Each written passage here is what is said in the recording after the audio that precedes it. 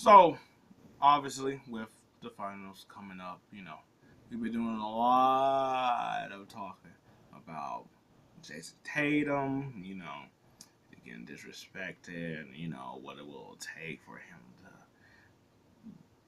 re-talk about this whole narrative and thing and whatnot. And Kyrie, is this a redemption tour? How should we talk about him? All these type of things. But I've only really heard one person in particular, but I haven't really heard anybody talk about the whole Luka thing. And Luka thing, you might ask, is that just a year ago, how there was questions about Kyrie, had this fit between them and all this other stuff.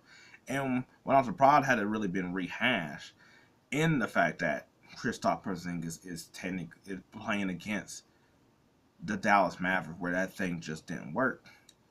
It's the whole narrative that Luka had of basically being a ball hog. Can anybody play with him? His playing style. Does he even want another superstar and stuff like that? You haven't really heard it as much, and it's really it's weird.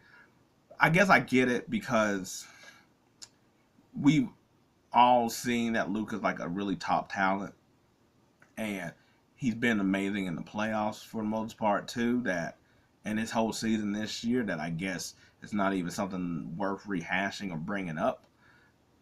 But if we're doing it with Tatum, who yes they didn't really play anybody. They played the people that they could. I was like, he's played good in the playoffs, but we're over here bringing up those questions.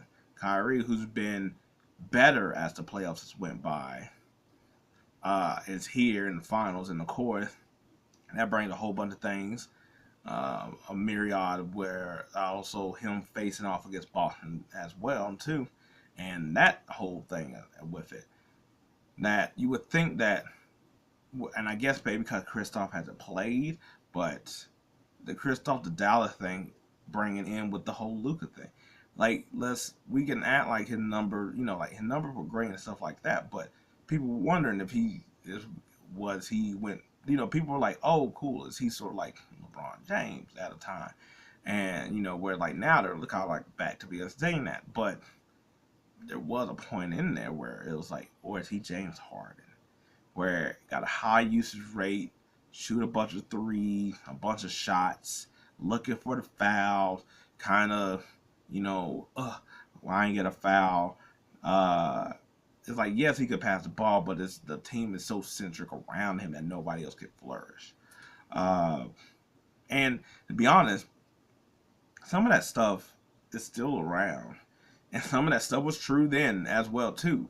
I was like, of course, you can rewrite your whole story and all this stuff, but it is surprising that it hadn't really been brought up nearly as much.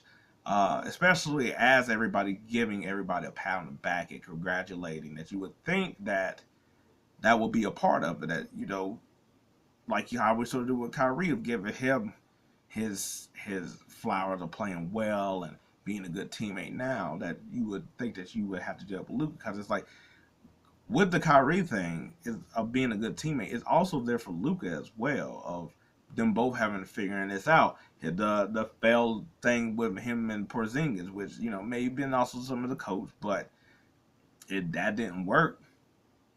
I was like, Luka basically just being as great as he is, being the center guy. Now we could say that he got also better talent around him. I think that does make also a chance as well, but we can't also take away the narrative that was around him pretty much leading up into like most of his seasons.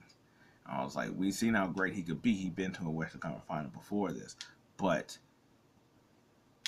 it is odd. I was like, it is odd, not just because it's another talking point. You would think that it's been like what, a week, that you have some time to feel in order to do all these conversations, that it would just came up. Not that we need to be praising him or bringing up that old ish that harping on some things or whatever, doing like what we're doing to Kyrie, of trying to flip flop with things, or when it's just like, hey, there was some stuff in the past, there's some stuff now, and we'll see what happens in the future. I was like, but we're just trying to brush his stuff underneath the rug when we're bringing up Tatum stuff and being like, can he ever win? What happened? He winning? Has he? I was like, what kind of player he gonna be? Is he gonna be to be good enough? You know. Now, granted, I was like, I was like, Luka had the same type of stuff that Tatum has in the aspects of looking at games, but I was like, I like Luka, but I was like, there was a lot of stuff in him of his game that I thought wasn't getting talked about enough of being a deterrent for other teams and other people, because he was a guy that's like, do anybody even want to play with Luka? People were saying like his playing style creates it where nobody wants to play with him. That's an actual big narrative of a player that is in this spot showing you he could play with another guy, when that was the question, was could he play with another guy? So I don't know. This is when I was like, I mean, I'm not over here to be like over here like we need to be bashing them, bringing up that old. It's really just that I'm like, I wanted to sort of also really give him props as well too, other than just being a great player, to being like, hey, check out this guy that basically changed the narrative that I guess maybe everybody sort of forgot or don't want to deal with, or because now he's at the top player spot, that it's like, I'm like, he has stuff that he also had to do in order to become as good as he is right now. Give him his little bit of credit too in that respect, because that's a different mindset and mentality you got to deal with than just being like, I'm the coldest scorer and I'm ready to hoop. You know what I'm saying?